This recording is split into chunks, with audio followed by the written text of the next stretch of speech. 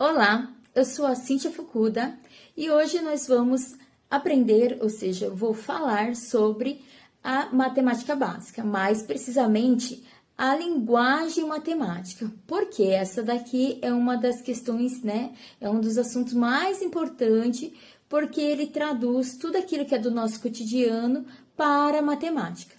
Dessa forma, né, a gente estuda tanto na matemática, quanto na física, quanto na química, biologia, geografia, e vários outros assuntos. Por isso que ela é tão importante. E a gente também entende que as palavras, pode ser traduzida em forma numérica e assim a gente conseguir fazer a operação correta. Isso chama-se linguagem algébrica, que é justamente essa que nós vamos aprender a partir de agora. Então venha com a gente. Vamos lá? A linguagem da matemática é o sistema usado para comunicar as ideias matemáticas. Então, provavelmente, né, obviamente, tudo começa pela leitura e compreensão do texto e da situação que se deseja encontrar a solução. Então, primeiro você lê, começa a demarcar as palavras-chave, né, e os números que compõem essas palavras, né, essa ideia, sendo o principal passo, tá? Aí você seleciona todas as informações para saber o que o problema está sugerindo e, claro, quais são os dados que você vai precisar para usar na resolução final. Montar a equação sugerida com os dados obtidos e prestar bastante atenção em relação à mudança de leitura da linguagem, que é essa linguagem da língua portuguesa, que ela está lá exemplificando o problema para uma linguagem matemática. E aí vamos falar um pouquinho mais sobre a linguagem matemática. Quando a gente fala da linguagem matemática, a gente precisa entender as palavras que estão escritas. Então, por exemplo, a adição. A adição, ela não precisa estar escrita só que você precisa fazer uma operação de adição. Ela está escrita assim, ó, uma coisa mais a outra, uma coisa adquirindo a outra. Quando você soma duas coisas, ou três, quatro, cinco coisas. Quando você acrescenta, isso tudo é a mesma coisa, é adição. Outras palavras, por exemplo, a subtração. Então, quando eu perco, quando é menos, quando eu deixo, quando eu retraio, todas as palavras significam que você vai fazer uma operação de subtração.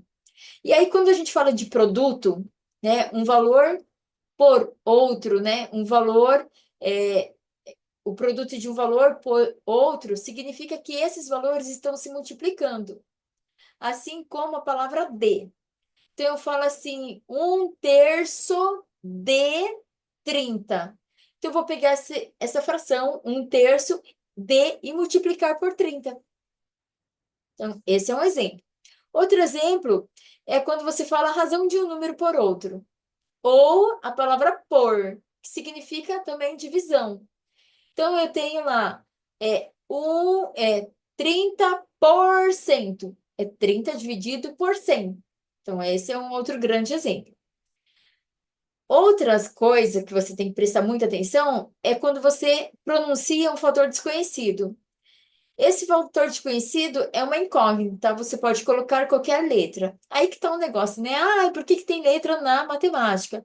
Essa letra é o fator desconhecido e que você vai precisar descobrir qual é, né? Então, quando eu falo assim, ó, 2/3 daquele valor, né? Então, 2/3 de x. 2/3 vezes x.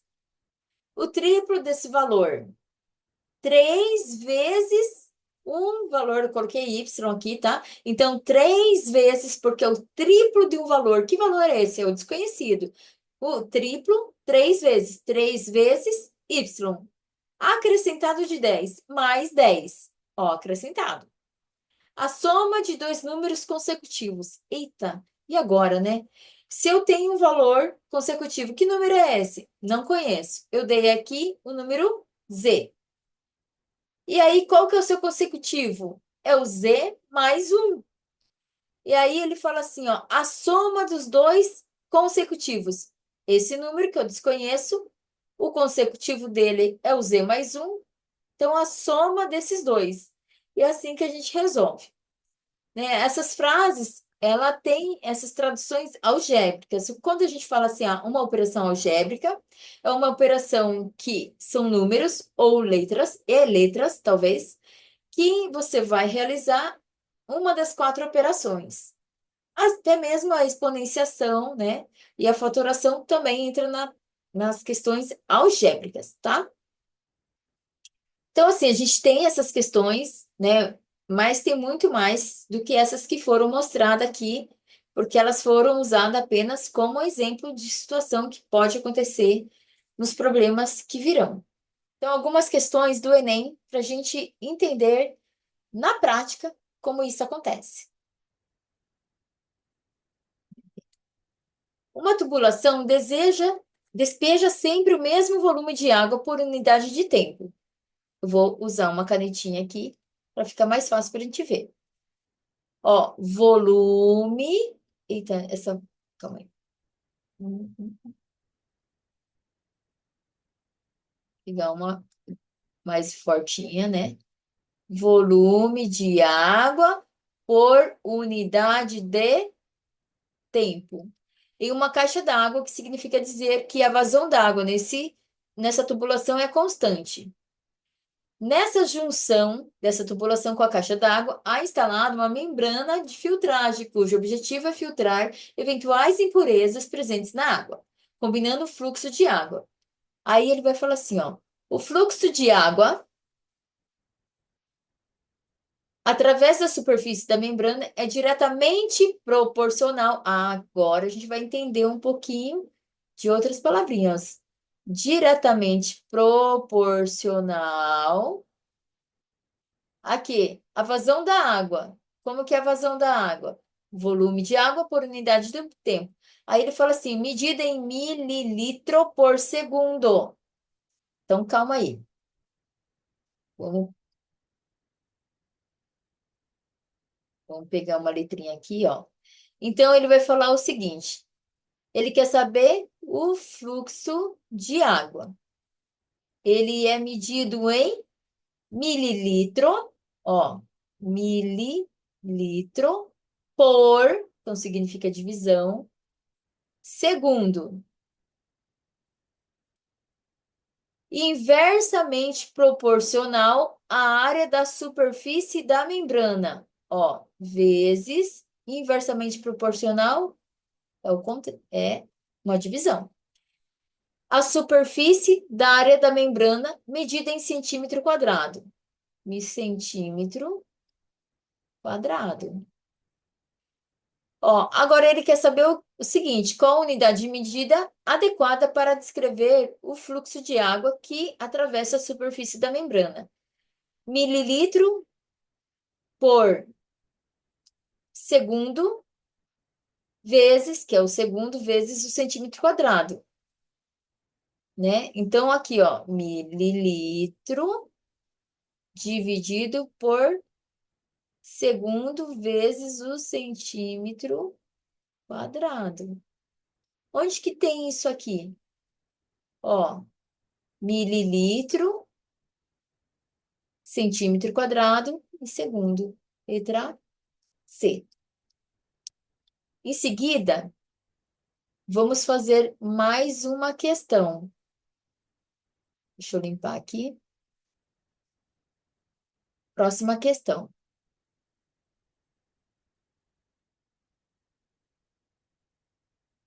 Ó, próxima questão. A densidade demográfica de uma região é definida como sendo a razão entre número de habitantes dessa região por sua área. Expressa na unidade habitantes por quilômetros quadrado. Uma região R é subdividida em várias outras, sendo uma delas a região Q. A área de Q é igual a... Opa, agora vamos começar a fazer já as operações. Olha só. Então, aqui, ó. A área de Q, como que é feita mesmo? Número de habitantes, ó. Número de habitantes, vamos colocar assim, por área. Aí ele fala o seguinte, ó. Diminuir essa grossura da caneta. A área de Q, cadê? É igual a 3 quartos de R. O que é? Isso aqui é 3 quartos de R. E o número de habitantes de Q é igual a metade do número de R. E aí, como que a gente vai saber? Olha só. Quando a fração uma divide pela outra, para multiplicar, a gente muda de posicionamento. Vamos colocar assim? Ó, eu vou multiplicar e aqui ele vai mudar de posicionamento. E agora a gente multiplica. Só que vai ficar 1 vezes 4 dividido por 2 vezes 3. O 2 dá para dividir por...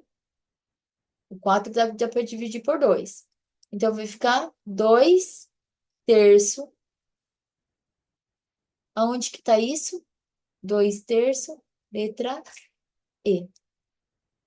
Compreenderam?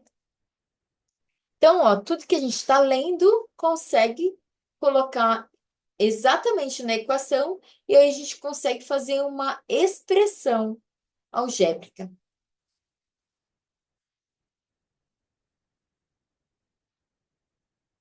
Última questão de hoje. Ó, o uso de aplicativos de transporte tem sido uma alternativa à população que busca preços mais competitivos para se locomover, principalmente nas grandes cidades. As formas usadas para determinar o valor cobrado para cada viagem variam de um aplicativo para outro, mas em geral o valor de V a ser pago em real varia em função de F, que é um valor fixo, T, que é o tempo determinado em minuto, e D, que é a distância que é percorrida em quilômetro. Um desses aplicativos cobra um valor fixo de R$ 2. Acrescido é mais, de 0,26 por minuto de viagem, ou seja, em relação ao tempo. E, né, acrescido também, de 1,4 por quilômetro rodado, ou seja, em relação à distância. Nessas condições, a expressão que fornece o valor de V a ser pago por uma viagem desse aplicativo é letra B, conforme a gente escreveu. Aí vocês vão me perguntar, por que que não é a letra A? Porque aqui, ó, este F aqui, que é o valor fixo, ele não é variável, ele é fixo. Então, é só R$ 2. Ele não varia, né? Não tem uma variação do valor fixo. Ah, o tempo da viagem é uma variável? É. A distância é uma variável? É. Então, a gente tem que colocar aqui. Aquele que não é variável, que é fixo, não precisa colocar. Então, letra P. É isso aí. Oi, se você gostou da aula, então dá um joinha para a gente saber que a gente está no caminho certo. Mas se eu quero saber um outro assunto, quero fazer um comentário, eu quero dar uma sugestão de uma próxima aula, então faça aí o comentário ou, se preferir, pode entrar no nosso WhatsApp ou deixar mensagem aí tanto no Instagram quanto no Facebook, que nós estaremos respondendo e até mesmo fazendo, quem sabe, a aula que você deseja. Então, muito obrigada e até mais!